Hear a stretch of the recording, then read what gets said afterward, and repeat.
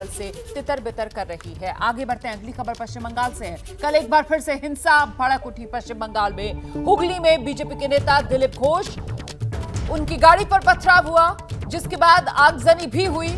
और अभी की बड़ी खबर यह है कि तनाव को देखते हुए इलाके में धारा 144 लागू कर दी गई है। हुगली में हालात को देखते हुए रात 10 बजे तक के लिए इंटरनेट सेवा भी बंद कर दी गई है।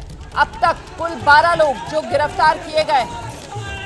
पहले हावड़ा और हावड़ा के बाद कल हुगली में जिस वक्त बीजेपी के नेता सांसद दिलीप घोष रैली निकाल रहे थे, उसी दौरान ये हिंसा भड़की।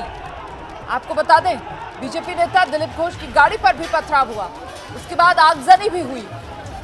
तनाव को देखते हुए इस पूरे इलाके में धारा 144 लागू कर दी गई है। हुगली में हालात को देखते हुए रात 10 बजे तक के लिए इंटरनेट सेवा बंद कर दी गई है। लगातार पुलिस प्रशासन की तरफ से अपील यही की जा रही है कि अफवाहों पर ध्यान न दें। संयम और शांति की अपील हर तरफ से की जा रही है और सियासी दल एक दूसरे पर वार पलटवार करने में व्यस्त हैं। एक दूसरे को इस हिंसा के लिए कटघरे में खड़ा करते नजर आ रहे हैं। इसी पर और अपडेट के लिए मेरे साथ नालंदा से अभिषेक उपाध्याय, सासाराम से मनोज वर्मा और हुगली से मेरी सहयोगी मनोज्ञा लोईवाल मौजूद है। सबसे पहले हुगली को लेकर आप तक अपडेट पहुंचाते हैं। चलते हैं मनोज्ञा के पास और जरा जानते हैं मनोज्ञा से, अभी हुगली में हालात कैसे हैं मनोज्ञा?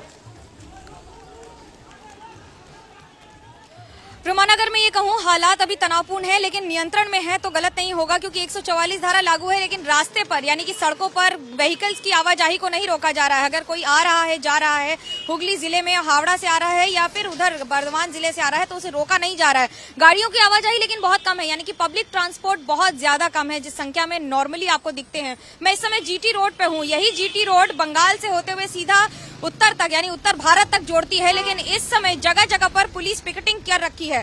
पुलिस पिकेटिंग ये ध्यान में रखते हुए की गई है कि लोग घरों से न निकले। सुबह से ही लगातार चंदन नगर कमिश्नरेट की तरफ से अनाउंसमेंट किए जा रहे हैं।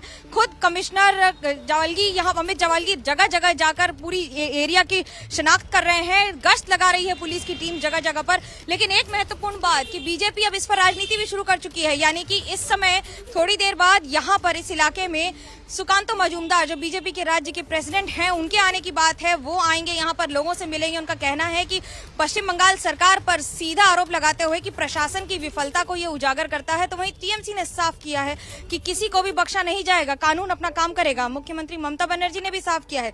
लेकिन सवाल ये उठ रहा है कि हावड़ा के बाद अब दूसरी बार यानी कि एक ही हफ्ते के अंदर ये दो बड़ी घटनाएं हुगली और हावड़ा में, जाहिर सी बात है प्रशासन पर तो सवाल उठाते ही हैं, लेकिन साथ ही साथ ये भी जवाबदेही हो जाती है कि आखिरकार इसको रोकने के लिए क्या प्रशासन की विफलता है या जानकारी होने के बावजूद भी सही कदम